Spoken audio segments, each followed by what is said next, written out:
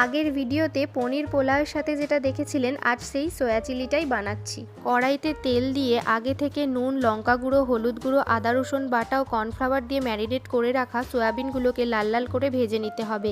এরপর কড়াইতে আবার একটু তেল অ্যাড করে রসুন কুচি, পেঁয়াজ কুচি, ক্যাপসিকাম, লঙ্কা, স্প্রিং অনিয়ন, টমেটো দিয়ে একটু নেড়ে নেব।